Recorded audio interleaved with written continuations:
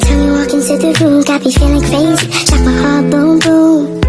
Any other boy would stare, but me I look away, cause you're making me scared. Trying not to breathe, 1,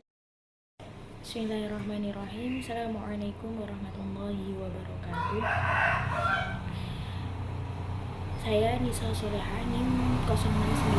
Karena terakhirnya NIM saya 9, jadi saya mendapatkan tafsir Al-Qurtubi.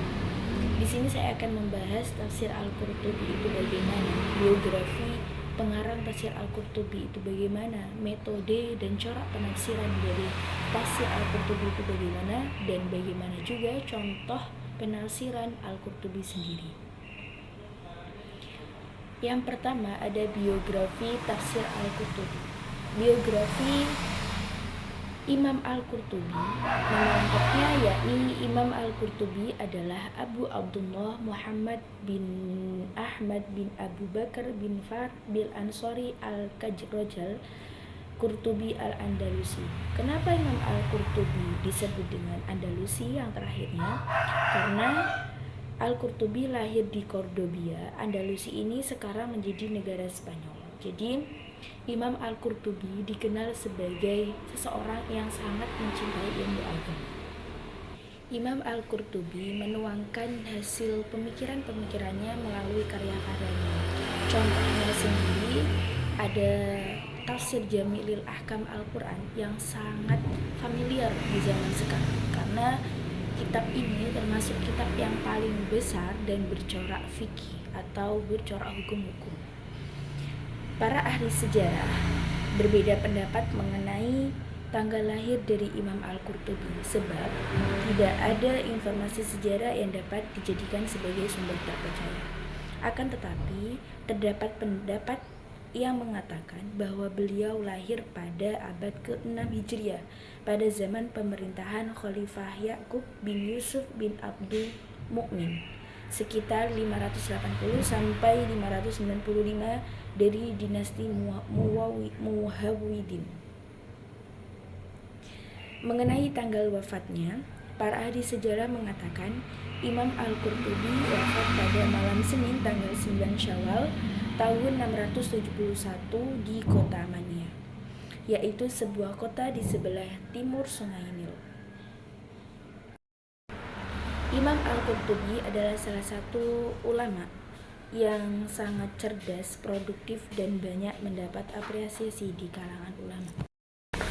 Az-Zahabi menerangkan bahwa Imam Al-Qurtubi adalah seorang imaman yang memiliki ilmu yang sangat luas dan mendalam. Jadi semenjak beliau kecil itu beliau dikerubungi di kalangan orang-orang yang mencintai ilmu agama. Jadi dari orang tua beliau aja itu sudah mencintai ilmu agama. Sedangkan kota Cordoba termasuk pusat ilmu di daerah Andalusia. Ketika itu, kelompok kajian agama tersebar luas di masjid-masjid seluruh penjuru kota, sehingga beliau leluasa untuk mempelajari ilmu yang dikehendakinya. Oleh karenanya, sejak kecil beliau dipandang aneh karena kebanyakan teman-teman sebayanya belajar Al-Quran saja. Tetapi ternyata beliau hasil belajar bahasa Arab dan syair mempermudah beliau mempelajari bahkan memahami Al-Quran sendiri. Jadi selama hidupnya beliau terkenal sebagai hamba yang saleh, seseorang ulama yang mengenal Allah, berlaku zuhud terhadap dunia, serta sibuk dengan perkara yang bermanfaat bagi diri beliau di kehidupan akhirat. Waktu beliau digunakan untuk beribadah kepada Allah dan mengarang buku yang sangat bermanfaat, sehingga beliau termasuk ulama yang sangat produktif, melahirkan buku yang bermanfaat bagi orang banyak, termasuk tadi tafsir yang sangat familiar di zaman sekarang dan dia bercorak fikih adalah Jami'il Ahkam Al-Quran. Karya-karya tafsir Al-Qurtubi diantaranya bukan hanya bercorak fikih, tapi ada juga dalam bidang hadis, bidang tafsir, fikih, maupun qiraat. Salah satunya adalah tafsir Jami'il Ahkam Al-Quran. Guru-guru Imam Al-Qurtubi yakni Di antaranya ada Abu Ja'far Ahmad bin Muhammad Al-Qaisi yang dikenal dengan sebutan Ibnu Abi Hajar. Beliau adalah Al-Mukri dan ahli nahwu. Beliau adalah guru Al-Qurtubi yang pertama kali. Selanjutnya, metode penafsiran tafsir Jami' lil Ahkam Al-Quran. Dalam menulis tafsirnya, Al-Qurtubi menggunakan metode penggabungan antara birro'i dan bil maksud. Jadi, Al-Qurtubi menggunakan metode ini karena dalam menafsirkan ayat Al-Quran, beliau menjelaskan ayat Al-Quran dan hadis serta ijtihad beliau sendiri dan orang lain. Langkah-langkah penafsiran Al-Qurtubi diantaranya ada menyebutkan ayat yang dibahas, menyebutkan poin-poin masalah ayat yang dibahas, memberikan kupasan dari segi bahasa, menyebutkan ayat-ayat lain yang berkaitan dengan hadis-hadis dengan menyebut sumber dalilnya, mengutip pendapat ulama dengan menyebut sumber sebagai alat untuk menjelaskan hukum-hukum yang berkaitan dengan pokok-pokok yang dibahas. Selanjutnya ada corak penafsiran tafsir Jami' lil Ahkam Al-Quran. Jadi corak yang digunakan secara spesifik ini adalah corak fikih, karena Jami' lil Ahkam Al-Quran merupakan tafsir yang banyak membahas tentang hukum-hukum. Jadi Imam Al-Qurtubi dalam menafsirkan ayat-ayat ahkam tidak fanatik dengan mazhab Maliki saja. Walaupun beliau menganut mazhab Maliki, akan tetapi beliau tetap mengutip pendapat dari ulama fikih yang lain. Dan beliau selalu menyatakan dalil-dalil pendapat para ulama sehingga penafsiran selalu dianggap benar.